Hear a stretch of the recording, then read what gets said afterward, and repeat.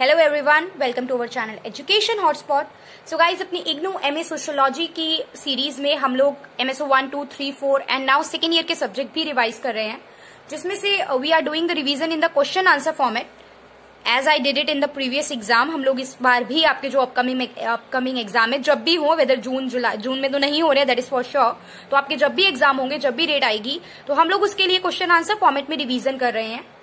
Yes, I'll also upload the video in the detailed form जो इग्नू के material से chapter by chapter, word by word जो है notes के फॉर्म में वीडियोस में वो भी अपलोड करूंगी, बट अभी जिससे कि रिवीजन जल्दी हो जाए और आप लोग एग्जाम क्लियर कर पाओ। जिनको नॉलेज है वो लोग डिटेल वीडियो के लिए वेट कर सकते हैं, वो अपने आप पढ़ सकते हैं, अभी वीडियोस नहीं आ रही है फॉर एग्जाम्पल अगर तो। But yes, those who want to clear the exam, जो बिल्कुल भी पढ़ाई नहीं कर पाए हैं, तो आप ये वीडियोस ऑलरेडी अवेलेबल हैं एमएसओ 1, 2, 3 की there is playlist on the channel. ये 4 की वीडियोस है, 4 की भी प्लेलिस्ट अवेलेबल है। अगर आप इतने क्वेश्चंस भी देख के चले जाएंगे तो ट्रस्ट मी गाइज, एग्जाम बहुत प्यार से क्लियर हो जाएगा। ठीक है, तो विदाउट वेस्टिंग मच टाइम हम डिस्कस कर रहे हैं क्वेश्चन, बाकी बातें हम लोग सेपरेट वीडियो में अलग से करेंगे। तो what is the significance of the descent theory to the study of kinship system in India. सबसे पहले तो क्वेश्चन का रिलेवेंस, इंपॉर्टेंस, ये टॉपिक समझो कि वो किस टॉपिक की बात कर रहा है, तो यहाँ पे काफी हद तक उसका मीनिंग हमारा क्लियर हो जाएगा। यहाँ पे हमारे पास है टॉपिक किनशिप, यहाँ पे बात की जा रही है किनशिप, और किनशिप में भी, किनशिप की थ्योरी में डिसेंट थ्योरी की बात की जा रही है। तो सबसे पहले what we have to write, what we have to do, हमें सबसे पहले बताना होगा किनशिप होता क्या है। किनशिप क्या है? देखो, एक वर्ड होता है फैमिली।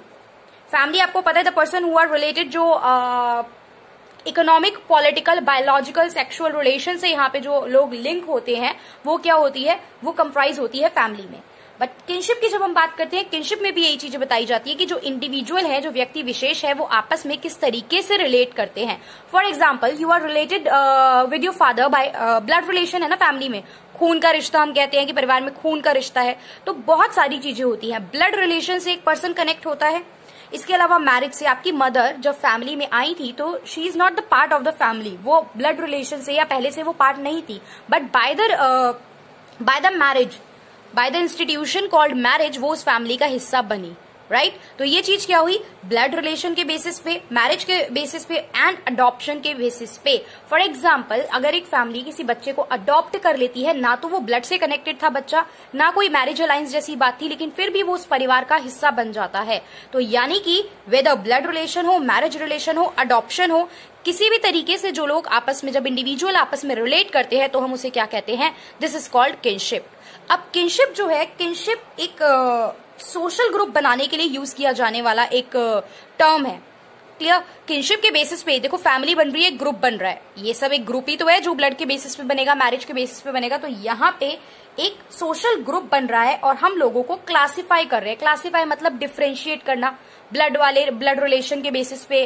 तो आपके सब रिलेशंस के नाम भी होते हैं ना फैमिली में, मैटरनल, पैटर्नल की बात हम लोग करके चलते हैं कि ये मदर साइड के रिलेशन है, ये फादर साइड के रिलेशन है। तो यहाँ पे क्लासिफाई किया जाता है चीजों को। क्लियर? अब जो कनेक्शन होता है, जो भी कनेक्शन की हम लोग बात करेंगे, वो 2 कैटेगरी पे बेस्ड होता है। ओके, ये 2 कैटेगरी कौन कौन सी है? एक कैटेगरी है बाय मैरिज, एक कैटेगरी है बाय डिसेंट। तो डिसेंट थ्योरी की ही हमको बात करनी है। मैरिज तो आपको समझ में आ गया ना कि मैरिज करके कोई अदर पर्सन जो है वो फैमिली में आ रहा है, मतलब फीमेल जो फैमिली में आ रही है। मैं फीमेल इसलिए भी नहीं बोल रही हूँ बिकॉज हम सोशियोलॉजी के स्टूडेंट है, तो हमें ये भी पता है कि कई बार कुछ सिस्टम ऐसे भी होते हैं जहाँ पे जो मेल जो पर्सनालिटी है वो जाके फीमेल के यहाँ रह रहे हैं। तो that's why I am not saying कि फीमेल ही ऑलवेज आती हैं। कुछ पर्टिकुलर स्टेट्स, कुछ पर्टिकुलर ट्राइब्स हैं जहाँ पे अपोजिट सिस्टम भी फॉलो होता है। तो बीइंग अ सोशियोलॉजी स्टूडेंट बार बार ये बोलना सही नहीं रहेगा, because we know the other aspect also. तो डिसेंट थ्योरी की बात करें तो यहाँ पे सबसे पहले हम देखते हैं क्या बात की गई है किनशिप के बारे में, कि किनशिप जो है वो बाइलेटरल है।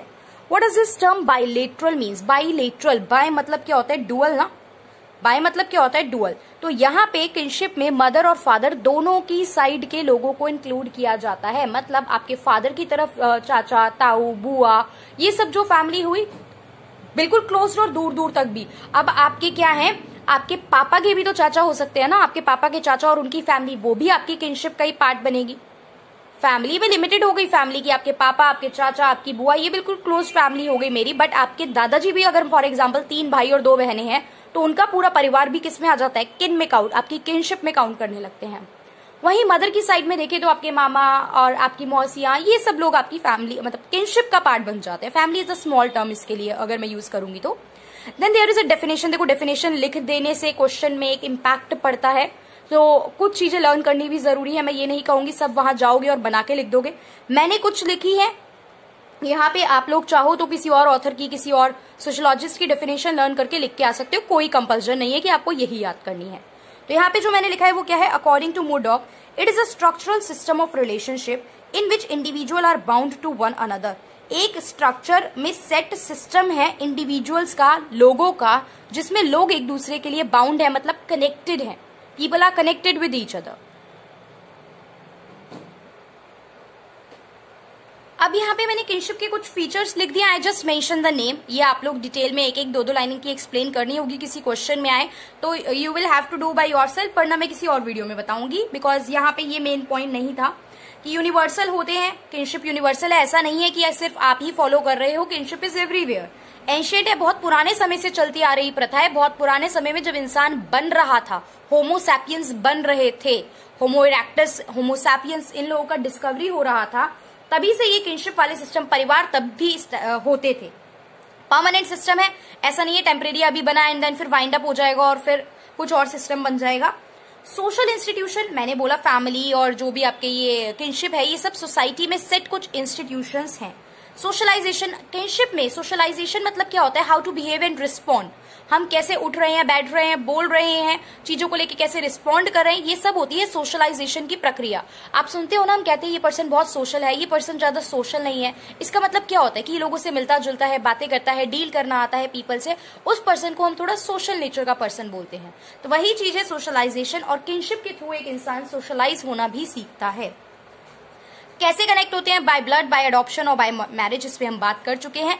डायनामिक है, डायनामिक मतलब क्या होता है, जब भी डायनामिक वर्ड आपके सामने आए आपको उसका मतलब देखना है कि बदलते चीज, जो सिनेरियो है उसके साथ चेंज हो जाता है। फैमिली का मतलब आज वो नहीं है जो पुराने 10 साल 50 साल 100 साल पहले था। Things are change now. पहले आप देखो अडॉप्शन जैसा इतना ज्यादा चीजें बहुत ज्यादा फेमस नहीं थी। अडॉप्शन के बाद उतने राइट नहीं दिए जाते थे चाइल्ड को, लेकिन आज चीजें बदल गई हैं। अडॉप्शन के बाद एक चाइल्ड को वही राइट मिलते हैं जो आप अपने प्रॉपर चाइल्ड को देते, अगर आपका चाइल्ड होता तो। ठीक है, अब आप कंसेप्ट देखो फैमिली को लेके। लिव इन का कंसेप्ट अगर हम देखें तो लिव इन का कंसेप्ट आज से अगर कुछ साल पहले या कुछ साल पहले या आप अभी अपनी फैमिली में और आप ग्रैंड पेरेंट्स से बात करोगे तो that is not acceptable at all.